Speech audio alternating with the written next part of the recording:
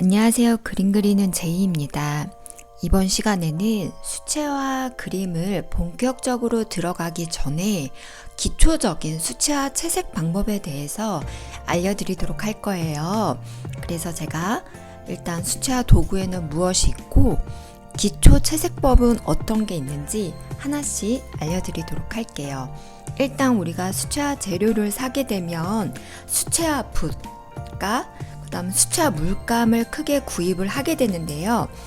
수채화 물감 같은 경우에는 크게 이런 튜브로 된 것들이 있어요. 이런 튜브로 된 게 있어서 이런 튜브로 된 수채화 물감을 구입을 하시게 되면 팔레트에다가 물감을 짜서 굳혀서 사용하는 게 일반적이에요. 네, 이런 튜브로 된 수채화 물감이 있고 그 다음에 아예 팔레트에 수채화 물감이 짜여져서 굳어서 나온 이런 고체 물감이라는 게 있어요. 그래서 저는 둘 다 크게 상관은 없는데 개인 취향에 따라 팔레트와 이런 튜브 물감을 구입을 하셔서 팔레트에다가 일일이 짜서 사용을 하셔도 되시고, 아니시면 내가 간편하게 들고 다니던가 아니면 이런 짜는 과정이 조금 번거롭다 라고 하시면 고체 물감을 사용하셔도 상관이 없어요. 그리고 고체 물감도 브랜드가 정말 다양하고요. 수채화 튜브 물감도 정말 다양해요. 그래서 각자 예산에 맞는 그런 적정한 가격대의 물감을 구입을 하시면 될 것 같아요. 일단 가격대가 높으면 높을수록 좋은 재료이긴 하겠죠. 하지만 내가 초보자이고 그림이 아직 서툴다 라고 하면 처음부터 너무 고가의 그런 물감을 사용하시기보다는 그냥 적정한 가격대의 물감을 사용하시는 것을 더 추천드립니다. 만약에 고체 물감이든 수채화 물감이든 그렇게 구입을 하셔서 사용을 하시면 될 것 같고요. 그 다음에 수채화 붓 같은 경우에는 좀 큰 문구점이든 화방을 가면 이렇게 그냥 물감 붓을 파니까 적정한 물감 한 두세 개 정도만 있으셔도 될 것 같아요. 최소 두 개 있으셔야 되시고, 좀 살짝 큰 거랑 살짝 작은 거 이렇게 좀 사이즈가 다른 걸로 한 두세 개 정도 구비를 하시면 될 것 같아요. 그리고 붓 같은 경우에는 붓끝이 이렇게 뾰족하게 이렇게 뭉친 거, 납작붓, 넓적붓 이런 거는 배경을 칠할 때 필요할지 모르겠지만 굳이 저는 잘 안 쓰거든요. 큰 그림 배경을 칠할 때는 필요하지만, 그래서 꼭 이렇게 붓끝이 이렇게 뾰족하게 이런 붓을, 둥근 붓을 사용을 하셔야 되세요. 그리고 일단 수채화 같은 경우에는요, 물감을 그릴 때마다 이런 튜브 물감을 그때그때마다 짜서 사용하는 게 아니라 팔레트에 이렇게 짜서 굳혀서 사용을 하거든요. 그리고 내가 색칠할 때마다 물감을 녹여서 물로 희석해서 사용을 하는 거예요. 이렇게. 그러기 때문에 일단 항상 물통 필요하고요. 그 다음에 물을 사용하기 때문에 물 조절에 필요한 이런 수건도 꼭 필요해요. 댁에서 안 쓰시는 수건, 버리기 일보 직전 수건을 사용하시면 될 것 같아요. 그런 거를 사용하시면 될 것 같고, 그 다음에 주방에서 사용하는 그런 행주 같은 거를 사용하시는 분들도 있더라고요. 근데 저는 무릎수만 잘 된다라고 하면 어느 것을 쓰셔도 상관은 없을 것 같아요. 그리고 일단 수채화를 그릴 때는요, 먼저 이 단계 연습이라는 걸 하셔야 되세요. 단계 연습이라는 거는 조금 더 다른 말로 하면 명암 연습이거든요. 그림을 그릴 때 가장 기초적으로 연습해야 되고 중요한 게 명암, 단계 연습이에요. 명암이라는 거는 밝고 어두움을 말하거든요. 밝은 면은 당연히 빛을 받아서 밝은 것을 말하고, 어두운 면은 빛을 받지 못해서 어둡게 그림자가 진 부분을 말해요. 그래서 수채화에서 밝은 부분을 칠하실 때는 물의 희석을 많이 하셔서 연하게 사용하시는 거예요. 정말 물을 많이 타셔서. 물을 많이 타면 당연히 연한 색이 나오겠죠. 네, 연해 보이시나요? 자, 이 연한 색에다가요, 물감을 한 두세 번 정도만 쓸어서 색칠을 해주면, 자, 똑같은 색인데도 물감 발색이 다르죠. 그 다음에 이제 약간 물이 많으니까 물을 조금 더 빼고 물감만 더 많이 사용을 하시면 더 진해지는 걸 확인할 수가 있죠. 이렇게 물감의 물 양만으로도 명도 조절, 명암을 연습하실 수가 있어요. 그래서 내가 밝은 면을 칠하고 싶을 때는 물감을 많이 타셔서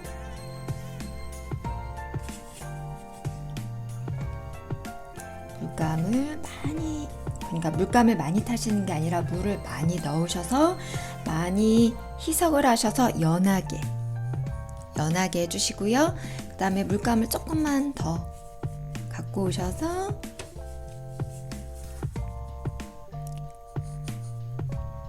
조금 더 진하게, 그 다음에 이제 물을 빼셔서 물감을 많이 하셔서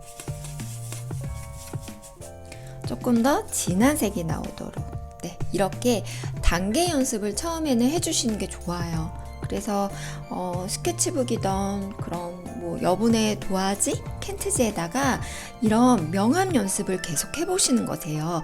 물을 많이 타셔서 물감의 연한색, 중간색, 진한색, 최소 3가지 단계, 이런 3단계가 있으면 그림의 입체감, 양감을 넣어줄 수가 있거든요. 그래서 수채화를 본격적으로 하시기 전에 혼자서 하루에 한 장씩 이렇게 연습을 하시면 좋을 것 같아요. 그 다음에 가장 그림이 처음이시면 가장 어려우신 게 붓은 어떻게 잡아야 돼요? 색칠은 어떻게 해야 돼요? 붓질은 어떻게 해야 되는 거예요? 라고 물어보실 수가 있는데, 자, 붓 같은 경우에는 우리가 연필 잡듯이 이렇게 잡으셔도 상관이 없어요. 이렇게 잡으셔도 상관이 없으시고요. 붓질 같은 경우에는 주황색을 써볼까요? 붓질 같은 경우에는 자, 붓을 뉘어서 이렇게 색칠할 수가 있죠. 넓은 면적을 한 번에. 자, 좁은 면적을 색칠할 땐 어떻게 해야 될까요?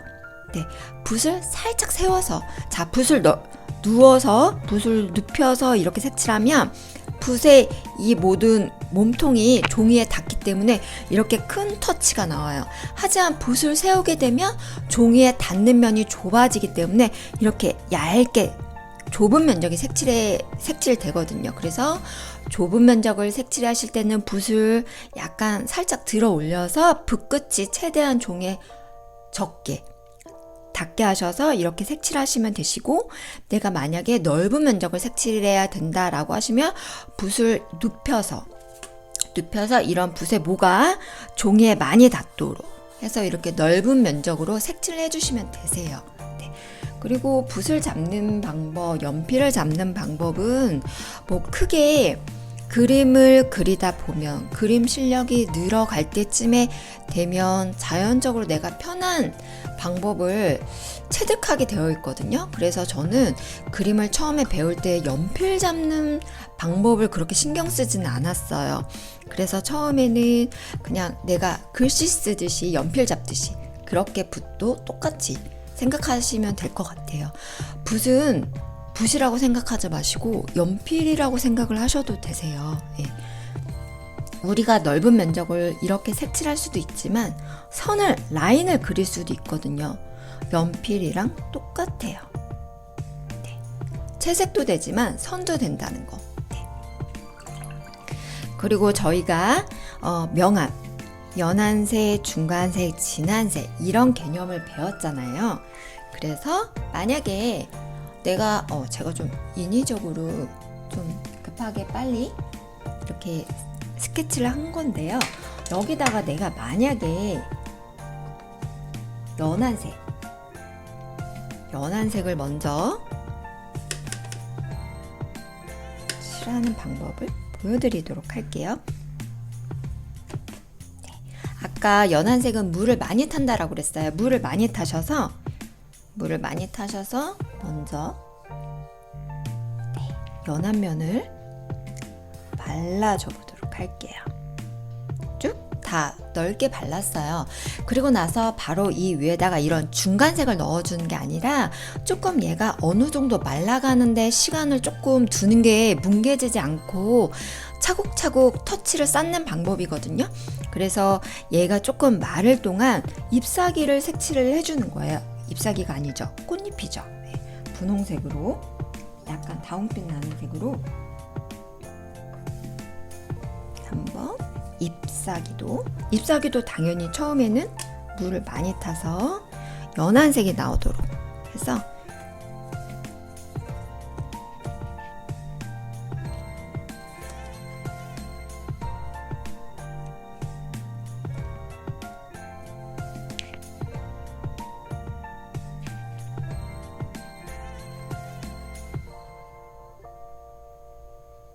연한 색으로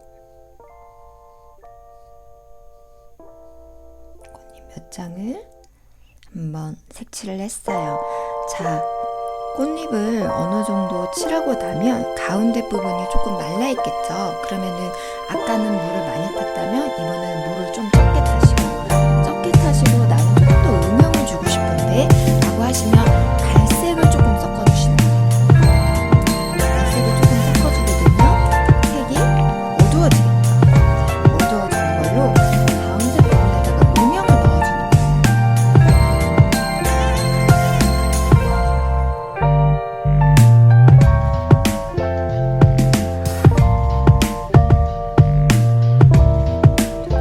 약간 테두리 위주로 음영을 살짝 넣어줬어요.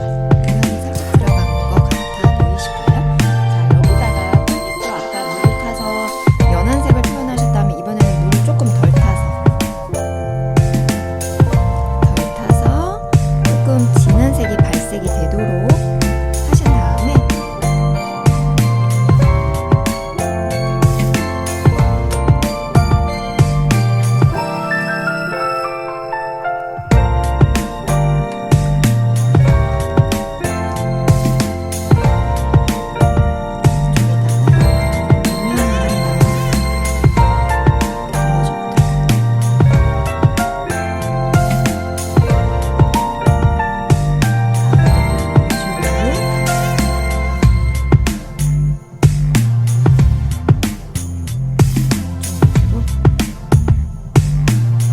이거는 명암을 넣는 단계를 예시로 한번 제가 보여드리는 거거든요.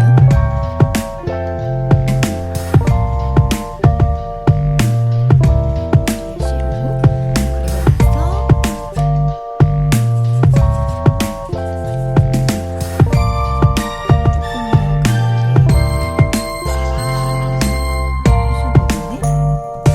갈색을 넣어줘서 음영을 넣어주는 거죠.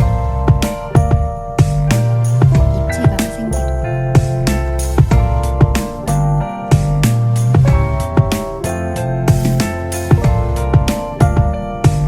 그리고 그림이 초보자라면 바로 내가 만든 색을 바로 색칠하기보다는 여분의 종이에다가 한번 발색을 체크를 해보시는 거예요. 어떻게 발색이 나오는지.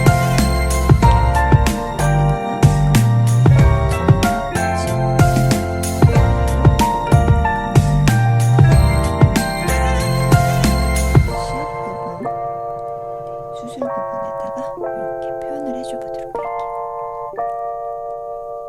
네, 아까 처음보다 약간 묘사가 돼 보이면서 입체감이 살짝 있어 보이거든요. 네. 마찬가지로 꽃잎에다가도 더 물을 더 빼시고 물감을 조금 더 사용하셔서, 아니시면 물감을 더 사용하셔도 되지만 여기다가도 갈색을 조금 섞어주셔도 어두운 색이 나오거든요. 발색 체크 한번 해보시고 더 어두운 부분을 표현해줘 보도록 할게요.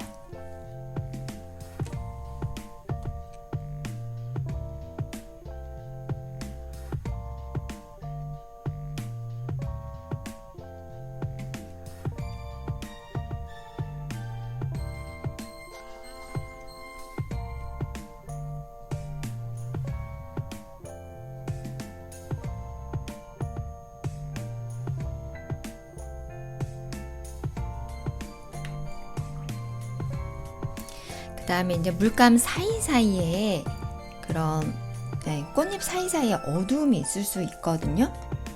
빛을 받지 않아서 생긴 어두움.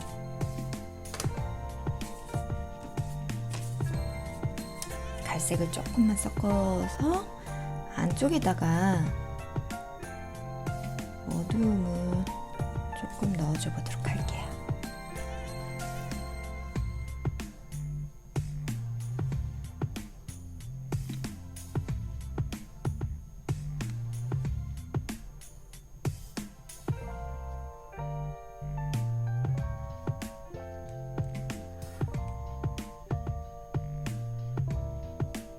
어두움이 생기면 생길수록 더 입체감이 생기는 게 아마 바로 눈으로 관찰이 되실 거예요. 또 살짝 뜨문뜨문 몇 개 점을 찍어줘서 가운데 수술 부분을 더 묘사를 해주면 되세요. 네, 이렇게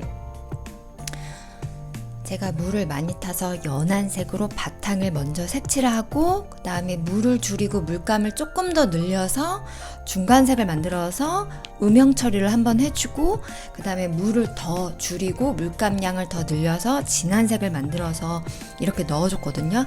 그 다음에 이 진한 색에다가 갈색, 흑갈색이나 검은색을 아주 조금만 섞어주셔서 이렇게 포인트 어두움을 넣어주면 그림의 포인트가 되면서 더 집중력이 생기거든요. 그래서 저는 이런 포인트 어두움을 꼭 넣어주는 편이에요. 네, 그래야지만 그림이 집중력이 생기고 입체감이 더 생기기 때문에요. 네, 그래서 수채화가 처음이신 분들은 이렇게 물을 사용해서 단계내는 법, 이런 명암 연습을 어느 정도 연습을 하신 다음에 수채화를 도전을 해보시면 조금 더 수월하지 않을까 싶어요. 네, 영상을 보시고 궁금하신 점이 있으시면 댓글 남겨주시면 답변 남겨드리겠습니다. 감사합니다.